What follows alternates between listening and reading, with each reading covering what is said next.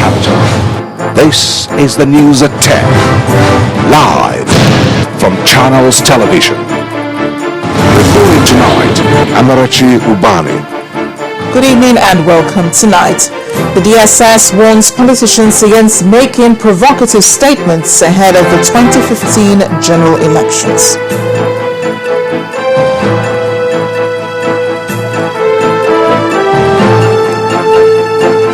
The All Progressives Congress, the APC, holds its NEC meeting, directs all its lawmakers to block all executive bills, including the 2014 appropriation bill. Nigeria makes impressive showing at the World Economic Forum as President Jonathan gives explanation to why Nigeria is the investment destination. And hopes heighten for resolution of the Ukraine unrest as opposition and government meet tomorrow. On business news tonight, Nigeria's delegation to the World Economic Forum is optimistic of fruitful discussions with international investors. Sports news, the Confederation of African Football announces $750,000 prize money for the winner of the African Nations Championship. I'm Gloria Umezuke, and from Abuja, President Goodluck Jonathan tells foreign investors in Davos of his administration's commitment to rapid development of Nigeria's automobile industry.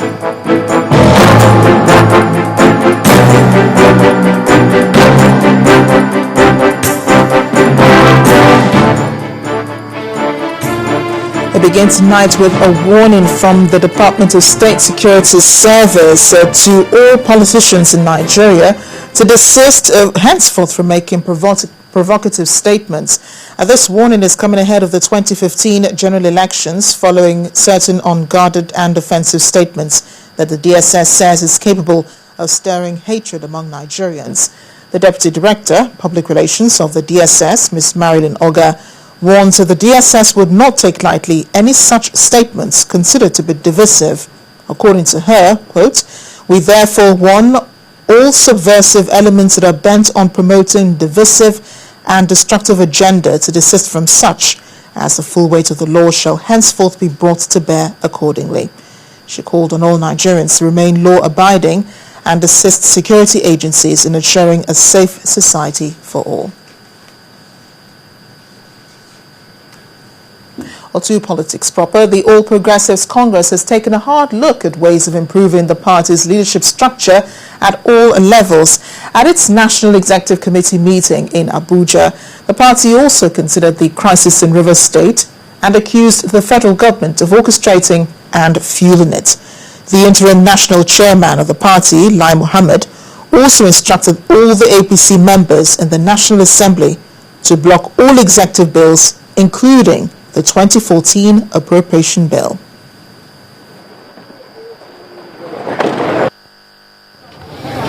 Any cursory observer of events in Rivers State since February 2013 will be left in no doubt as to the culture of lawlessness and impunity being promoted and supported by the presidency and executed by the State Commissioner of Police, Joseph Mbu, who has become the de facto military governor of Rivers State and the sole administrator of PDP in that state. And in view of the joint resolutions of the National Assembly on Rivers State and other constitutional breaches by the presidency, the APC hereby directs its members in the National Assembly to block all legislative proposals, including the 2014 budget, and confirmation of all nominees to military and civilian positions to public office, or until the rule of law and constitutionalism is restored in Rivers State in particular and Nigeria in general.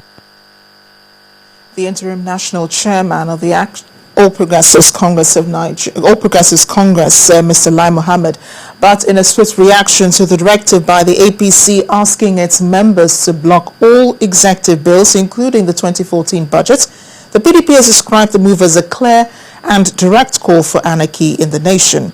In a 5-paragraph statement released in Abuja today, the National Publicity Secretary of the PDP, Mr. Olisametu, says the APC is out to destroy the institution of democracy and the unity of the nation. Mr. Metu adds that the PDP is now vindicated that the opposition party, by their declaration today, is plotting to truncate the nation's democracy, and by blocking the nation's budget, the APC is ready to cripple the economy and plunge Nigerians into untold hardship.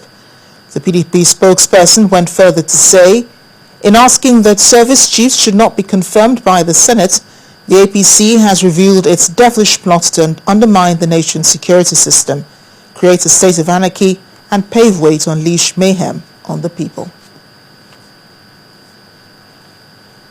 In other developments, the National Executive Council of the All Progressives Congress has suspended Senator Annie Okonkwo over what it described as anti-party activities during the Anambra 2013 governorship election.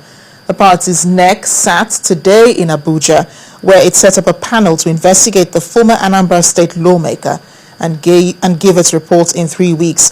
There are allegations that Senator Okonkwo worked with the opposition during the election and has been suspended from his party as the party's deputy national chairman for the South. Senator Kabiru Gaya is expected to chair the investigation committee, and Dr. Muiz Banire is to act as the secretary. The probe sitting is expected to start from Monday, January the 27th. Well, the drama of party defection in the House of Representatives has continued, with the chairman of the Democratic People's Party, retired General Jeremiah Useni, questioning the defection of Sulaiman Kwande from the party to the All Progressives Congress. In his letter to the House, which was read by the Speaker, Aminu Tambawal, the party chairman says the lawmaker had been mandated to defect to the People's Democratic Party and not the APC. General Useni adds that the defection does not have the blessing of either himself or the party. Meanwhile, a bill seeking to amend the Asset Management Company of Nigeria Act has scaled the crucial second reading in the Senate. The bill seeks to establish a corporate entity with a well-constituted board of trustees drawn from the Central Bank of Nigeria, some financial institutions, National Deposit Insurance Corporation, and the Ministry of Finance to make regulations for the supervision and management of AMCON Fund. The sponsor of the bill, Senator Bassi Otu, said the bill also seeks to prohibit any board member or any employee of AMCON from being directly or indirectly involved in the purchase of assets acquired by the corporation. Another federal lawmaker also lamented that a few years after it was set up, AMCON has failed to live up to its objectives of recovering toxic debts owned by some commercial banks. The reason why we decided for amendment was to give all the stakeholders confidence, because it's going to be a contribution of 50 basis points from the commercial banks to make sure that AMCON is able to live up to its expectations. Some of the other arguments were about the portfolio of AMCON taking up to $1 trillion plus. We must not forget the fact that in AMCON there are 3 banks in it which have been turned around and they are very profitable for now. By the time they sell those banks, much of the capital will be back in the government. From what I seem to hear and know of AMCON, it does appear that we may soon set up an asset management body to take over and manage a toxic AMCON.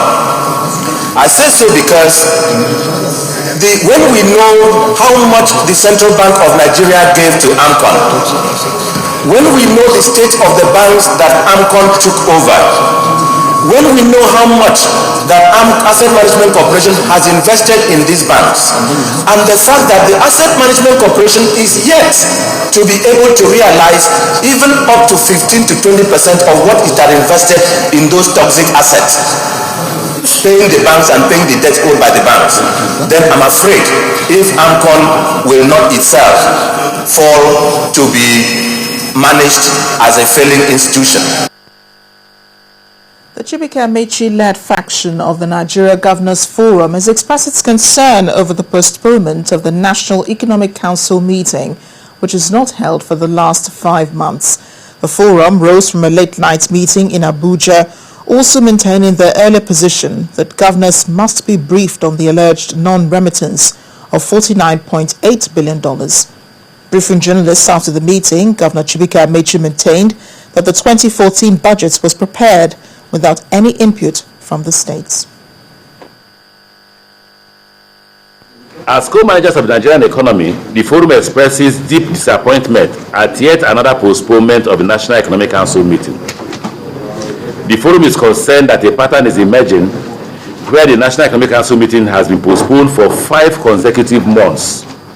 It has become disturbing that governors are invited to Abuja for National Economic Council meetings, only to be told of its cancellation, usually on the eve of the meeting, after the arrival of the governors without any reason. Yet there are issues of urgent and utmost national importance that ought to have been addressed at the National Economic Council meeting.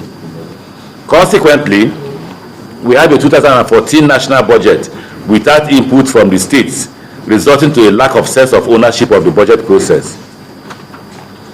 The forum reiterates that the Nigerian National Petroleum Corporation and the Ministry of Finance are obliged to brief the governors formally on the non-remittance of $49.8 billion into the Federation account.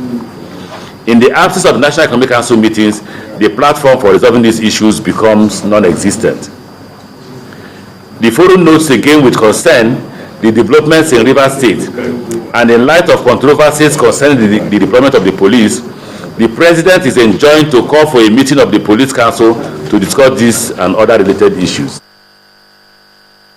In part 2 after the break, the Minister of Agriculture is optimistic about the future of the sector. That's in a moment. To join us again.